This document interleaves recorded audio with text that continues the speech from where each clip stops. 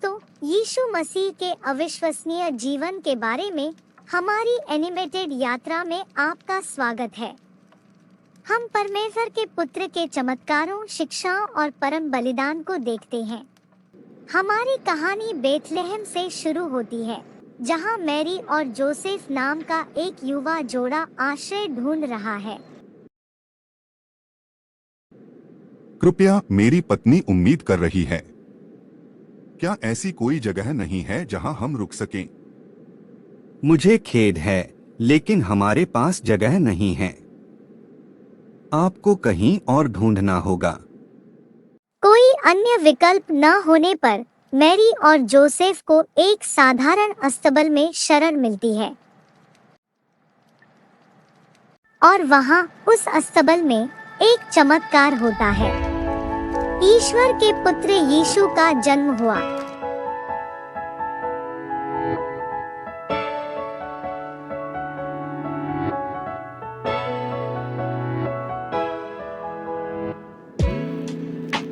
जैसे जैसे यीशु बड़ा होता है, वह असाधारण ज्ञान और करुणा प्रदर्शित करता है।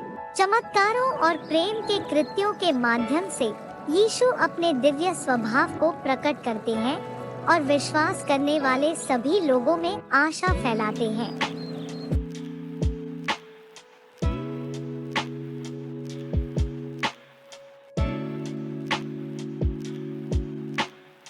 एक दिन यीशु एक शक्तिशाली उपदेश देने के लिए एक बड़ी भीड़ इकट्ठा करते हैं, जो पीढ़ियों को प्रेरित करेगा। तू पृथ्वी का नमक है, परंतु यदि नमक का स्वाद बिगड़ जाए तो उसका नमकीनपन कैसे फिर से आएगा? वह फिर किसी काम का नहीं, सिवाय इसके कि फेंक दिया जाए और लोगों के पांवों तले रौंदा जाए। तू जगत की ज्योति है। पहाड़ी पर बसा शहर छिप नहीं सकता। नहीं लोग दीपक जलाकर टोकरी के नीचे रखते हैं, बल्कि दिया पर रखते हैं और उससे घर के सभी लोगों को रोशनी मिलती है। उसी प्रकार तुम्हारा उजियाला दूसरों के सामने चमके कि वे तुम्हारे भले कामों को देखकर तुम्हारे पिता का जो स्वर्ग में है बड़ाई करें। यीशु परमेश्वर के पुत्र थे और उनको पता था कि उन्हें जल्दी ही पकड़कर सूली पे चढ़ाया जाएगा।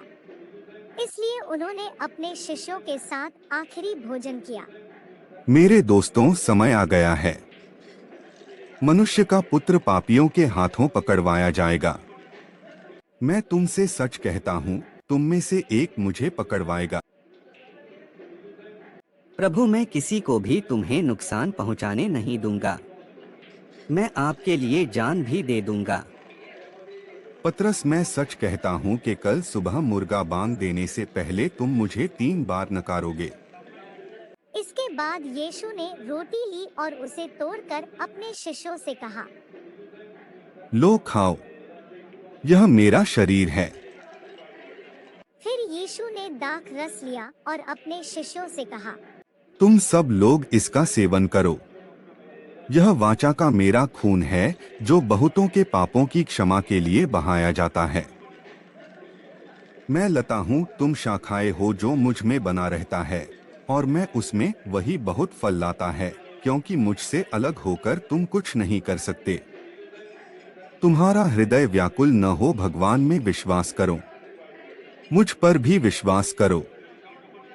मैं तुम्हें एक नई आज्ञा देता हूँ कि तुम एक दूसरे से प्रेम रखो। जैसा मैंने तुमसे प्रेम रखा, वैसा ही तुम भी एक दूसरे से प्रेम रखो।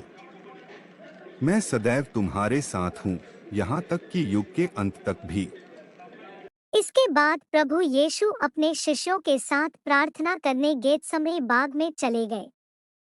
गेतसमनी बाग में यहूदा मंदिर के अधिकारी और मुख्य पुजारी के लोगों के साथ आया और प्रभु यीशु को चूमकर यहूदा ने अधिकारियों को इशारा दिया कि यीशु ये है।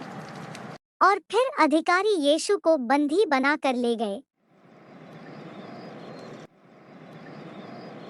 और महासभा के सामने यीशु के ऊपर मुकदमा चलाया गया।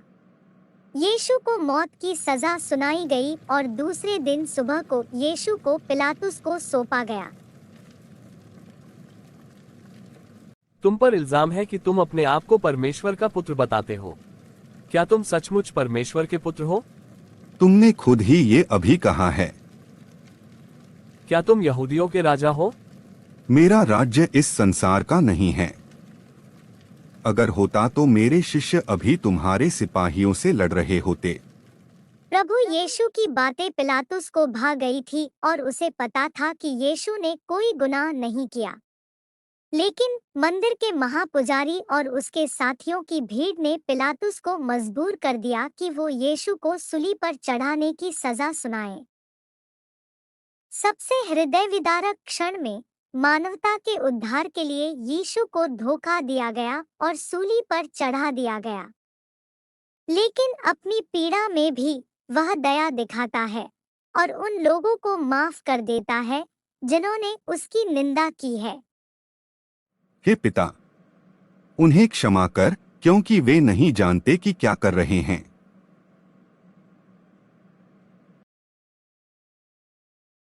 3 दिन बाद एक अविश्वसनीय घटना सामने आती है। यीशु मृतकों में से जी उठे, मृत्यु पर विजय प्राप्त की और अनंत जीवन प्रदान किया। उनका पुनरुत्थान दुनिया को खुशी से भर देता है और उन सभी को आशा देता है जो विश्वास करते हैं। अपने शिष्यों के साथ समय बिताने के बाद यीशु एक दिन वापस लौटने का वादा करते हुए स्वर्ग चले गए। और इस तरह प्यारे दोस्तों, हमने यीशु मसीह के असाधारण जीवन को देखा है। उनके विनम्र जन्म से लेकर उनके विजयी पुनरुत्थान तक उनकी शिक्षाएं दुनिया भर के लोगों के दिलों में प्यार, क्षमा और आशा को प्रेरित करती रहती है। इस अद्भुत यात्रा में हमारे साथ शामिल होने के लिए धन्यवाद। यीशु मसीह के प्रेम और बलिदान की कहानी को अपने जानने वाले सभी लोगों तक फैलाने के लिए इस वीडियो को सब्सक्राइब, लाइक और शेयर करना न भूलें।